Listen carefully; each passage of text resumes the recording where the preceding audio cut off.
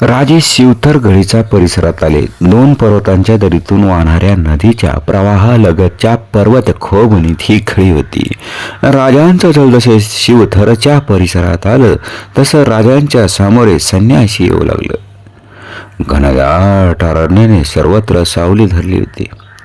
भर उन्हाळ्याचे दिवस असूनही सारा परिसर कसा शांत आणि रमणीय होता. राजांच्या दलाच्या आगमनाने वन्य सोबत पळताना दिसत होते आणि राजांच्या आगमनाची वार्ता देणारे शंखनाद रानात उठत होते.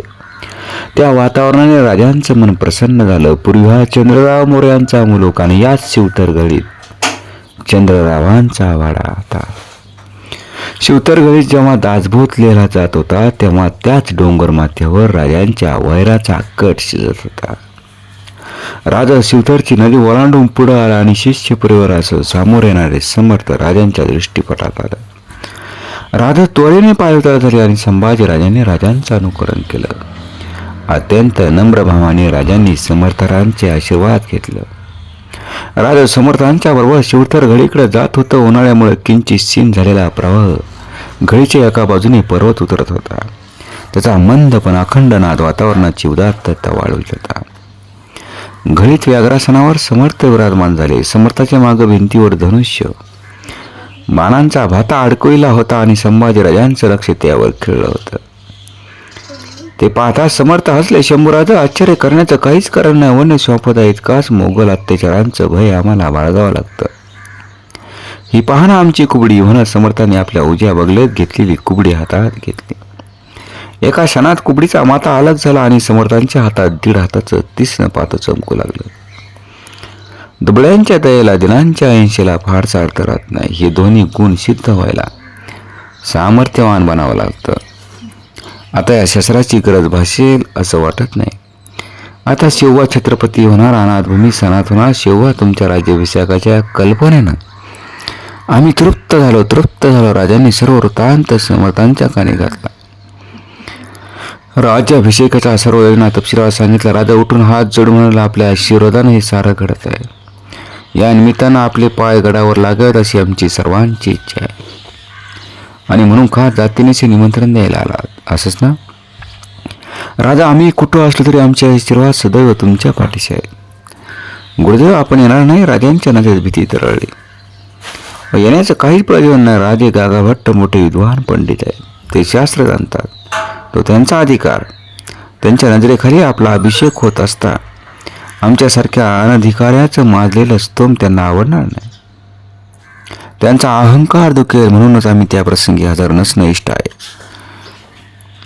असं असेल तर आम्हाला त्या राज्याभिषेकाची गरज नाही. राजा बोलून गेले. समर्थ भावनावेश होऊन उठले. राजांच्या जवळ येऊन त्यांनी राजांच्या खांद्यावरती हात ठेवला.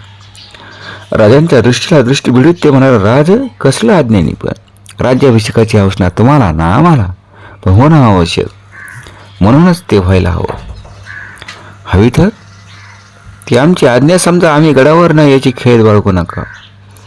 जेव्हा तुम्हाला आमची अत्यंत गरज भासेल तेव्हा आम्ही आपण होऊन न बोलवता तुमच्याकडे येऊ. या संशय बाळगू नका. श्रद्धायुक्त मनानं प्रभू रामचंद्राला शरण जाऊन राज्याभिषेक करून घ्या.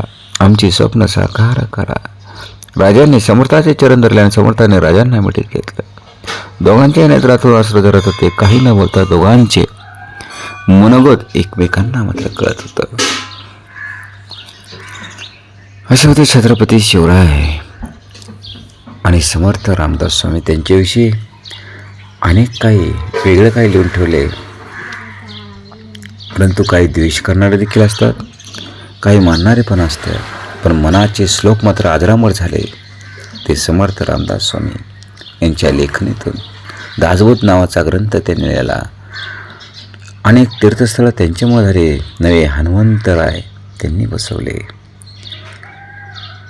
गावोगाव जे हनुमंत गावाच्या बाहेर जे आहेत शक्तीचं प्रतीक, हे मात्र खऱ्या अर्थाने समर्थ रामदास स्वामींची कृपा ह्या महाराष्ट्रावरती, ह्या देशावरती. त्या समर्थांना मात्र मानाचा मुद्रा आणि छत्रपती शिवरायांना मात्र खऱ्या अर्थाने जेवढं समर्थांचं ह्या भूमीसाठी साधू संतांची जेवढं खऱ्या अर्थाने कृपा, तेवढीच ह्या भारतावरती ह्या शिवशंभूच्या जोडीने जेवढं केलं. असंख्य राजे आले आणि गेले, परंतु छत्रपती शिवरायांनी मात्र खऱ्या अर्थाने आपलं आयुष्य मावळ्यांसाठी, स्वराज्यासाठी आणि ह्या रयतेसाठी खऱ्या अर्थाने वेचलं. त्या भूमिपुत्राला मात्र मानाचा मुजरा. जय शिव भारत.